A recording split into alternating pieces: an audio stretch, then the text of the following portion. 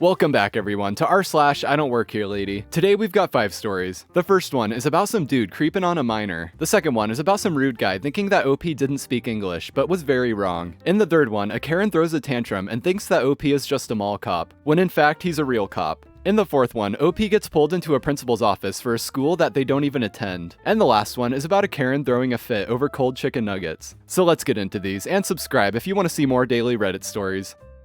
This one's called Creepy Dude versus Not Michael's Worker.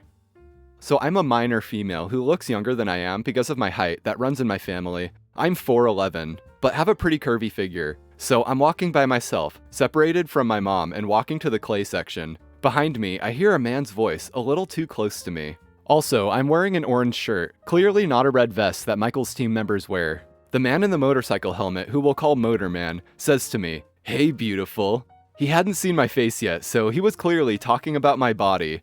Gross. And this hadn't happened before to me, so I just ignored it, and a second later he said, catching up to me and facing me a few feet away, "Do you work here?" I said in a really scared voice because I definitely was.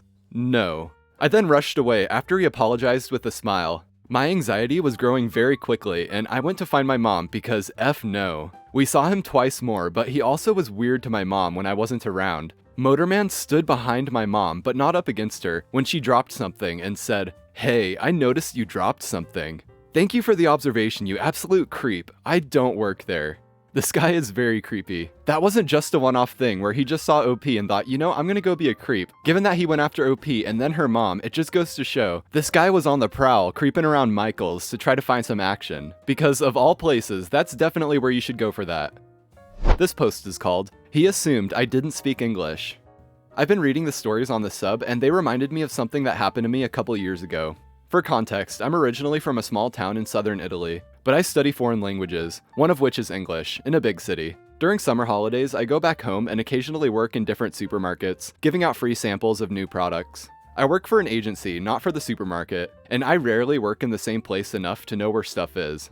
In summer 2019, I was minding my own business, giving out free samples of mozzarella. This guy comes up to me and asks in English, "Where are the chips?" He talked very slowly, but we rarely get any foreign tourists, so I assumed most people he spoke to didn't know English very well.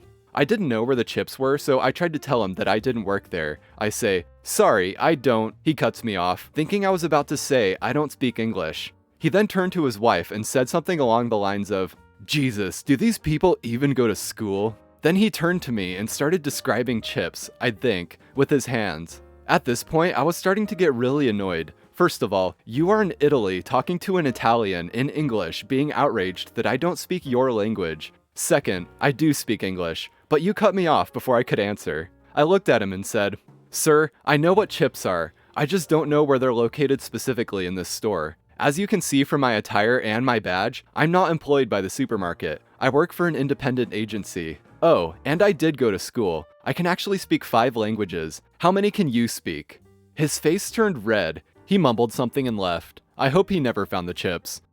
I really don't understand people that expect others to speak English in non-English speaking countries. Sure, English is a pretty widespread language that's taught in a lot of foreign countries to a certain extent in some schools, but to assume everyone you talk to should speak English in some place like Italy is a little ridiculous. And pretty entitled if you ask me. And I just love OP's response too. "I can actually speak 5 languages. How many do you speak?" And something that's a huge pet peeve of mine is when English speakers hear foreign people speaking English and say, "Oh, their English is so bad." It's like, dude, they actually took the time to learn your language. How many languages do you speak? English is already incredibly hard to learn if you don't grow up with it too. And I just want to point out that OP's English and grammar is excellent. Even better than some of these native English speakers on Reddit. Okay, rant over. And this one's titled, "No Lady, Not Mall Cop, Actual Cop." Okay, so slightly disingenuous title as I'm English and we don't have mall cops, just regular security guards. In a former life, a few years ago now, I was a police officer here in good ol' England. I moved from a team dealing with action-packed 999 calls speeding around in old Ford Focuses, or is that Focus I, and dealing with interesting things, to working in a team that supported a large shopping complex. Shoplifting, antisocial behavior, real hard-hitting stuff. The uniform was a white shirt, black tie, and if I was out and about, a stab vest over the top, with one of the big pointy hats too. If I was on a break though, I'd just put my normal jacket on to cover my shoulder numbers. This was mainly for personal security. So to a casual observer, I was just a bloke in a white shirt with a black tie. Cue the moment. I just finished dealing with the paperwork from a shoplifting and had a hankering for a sandwich. I locked my vest and hat away but left my belt of tools on, which had a can of spray, cuffs, and a metal stick. Again, it's England. I popped a plain black jacket over the top and ventured into the shopping complex in search of a footlong. Sandwich specified and acquired, I paid the well-known outlet and ambled to a seating area to mind my own business and chow down. Probably no less than 5 minutes later, I clock a woman, the usual type, attempting to buy a sandwich. Now, from her big arm gestures, I skillfully deduced she wasn't happy. That's not a crime, so back to my sandwich I went. Until, of course, the voices became raised and a hand was slammed on the counter. I tucked the remnants of my sandwich in the bin and ambled over to see what the commotion was. Now, working in the team I did, I was a known face in the center, and I enjoyed a long sandwich, so the staff knew me and my job, so they relaxed a little, which really irritated the woman. I quickly realized they didn't have the filling she wanted, and she was refusing to take no for an answer. "Is everything alright here?" I asked. The woman turns and eyes me over. Now, I'm in my early 20s at the time, so she takes me for a security guard. Karen says, "For F's sake, I don't need security. This little blank won't make my effing sandwich." Okay, firstly, you need to stop swearing. Secondly, I'm a level up from security, I said. She didn't like this. "Oh, piss off, I just want my sandwich." She ignores me and goes back to banging her hand on the desk and gesturing wildly at the teen behind the counter. "You need to stop that," I said. She rounds on me again. I said piss off, I know the management here, so F off back to standing around outside Debenhams or I'll get you sacked. I respond, "I don't care.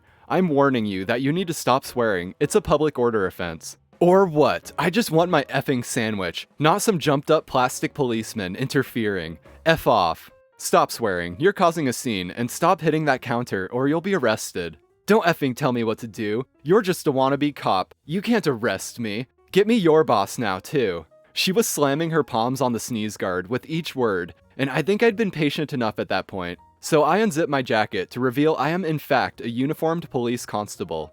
Her eyes widen as she sees the cuffs on my belt.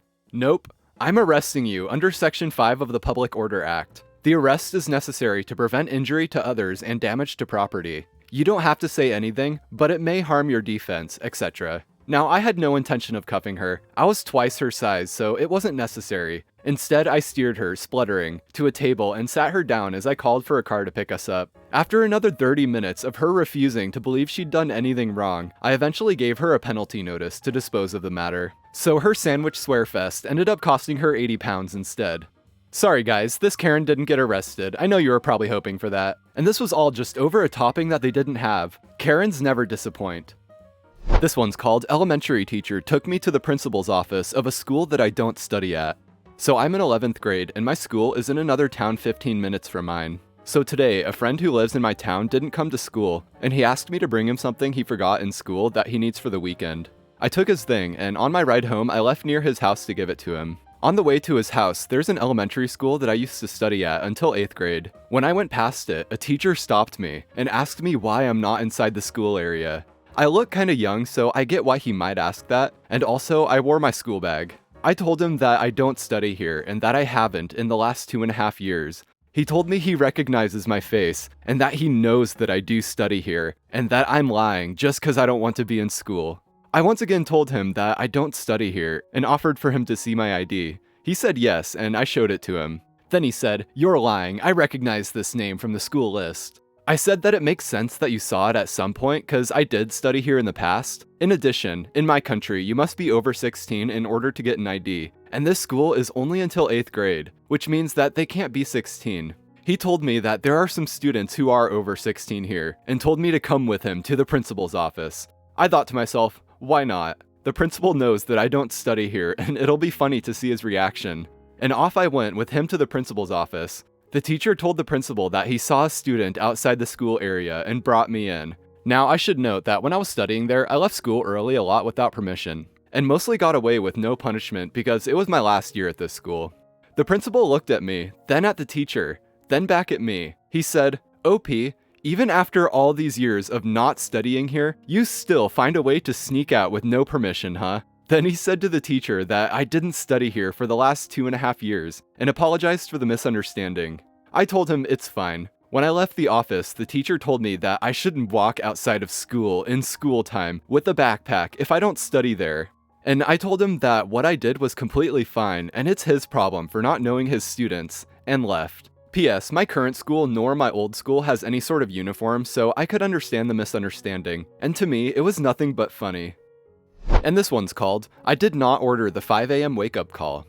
I need to preface this with two things. 1. My phone number belongs to a state that is in a completely different time zone than where I currently live. 2. I leave my phone on in case my mom calls about my stepfather. He's in bad health. Now to begin, it's roughly 5 a.m. when my phone rings. I instantly panic because I think it's my mom. I answer and there's a woman screeching into the speaker. My chicken nuggets are effing cold. Sleep-deprived me can't form a response. This woman goes on to insult my lineage, my intelligence, everything she can because of cold chicken nuggets. I get the impression she thinks the number she called is for a McDonald's, and I think I know which one she went to. They were notorious for being awful back when I lived in that state, and it was the management that made it awful. Glad to see some things didn't change in 7+ years. Finally, crazy chicken nugget lady pauses to take a breath after asking me what I plan to do to make it up to her. I didn't feel like arguing with her. Based on her attitude, I'd get more attitude if I told her wrong number. So I did the only thing my sleep-deprived brain could think of.